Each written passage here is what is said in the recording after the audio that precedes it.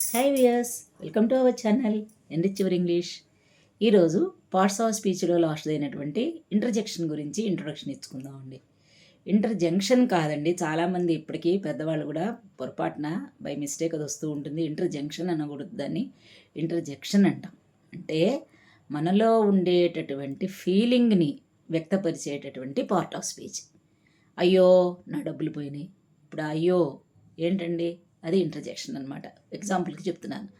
Interjection అనేటటువంటిది మనలో ఉండేటటువంటి ఫీలింగ్, ఆనందం కానీ, ఆశ్చర్యం కానీ, బాధ కానీ, లేకపోతే ఎగ్జైట్మెంట్, ఉత్కంఠ కానీ, ఉత్సాహం కానీ, ఉల్లాసం కానీ, అలా మనలో ఉండేటటువంటి ఫీలింగ్స్ ఏవైతే ఉంటాయో ఆ ఫీలింగ్ వ్యక్తపరిచేటటువంటి పదాలని ఇంగ్లీష్లో ఇంటర్జెక్షన్ అని చెప్పి పిలుస్తారండి.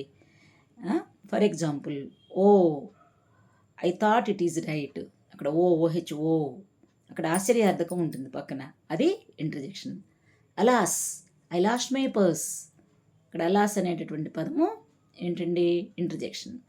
హురే we have won the match, మనం మ్యాచ్ గెలిచాం, హురే అనేటటువంటిది అక్కడ ఆనందాన్ని, సంతోషాన్ని వ్యక్తపరుస్తుంది.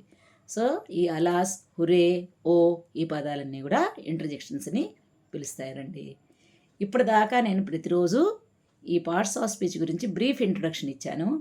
ఇంకా అప్కమింగ్ క్లాసెస్లో ఒక్కొక్క పార్ట్ ఆఫ్ స్పీచ్ తీసుకొని, నౌన్లో ఎన్ని కైండ్స్ ఉంటాయి, ఎట్లా ఉపయోగిస్తారు ఏంటనేటటువంటిది చక్కగా డీటెయిల్డ్గా ప్రతిరోజు చెప్పుకుందామండి. వదలకుండా ఇక్కడి నుంచి లాంగ్ వీడియోస్ చేస్తాను నేను, ఎందుకనంటే ఇలా 1 minute షార్ట్ వీడియోస్లో అంతా చెప్పడం కుదరదు.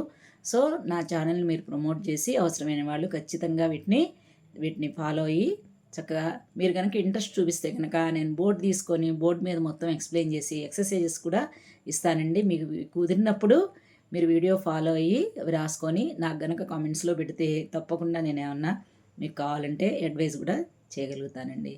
Thank you viewers, thank you for supporting me. Please like, share and subscribe my channel enrich your English.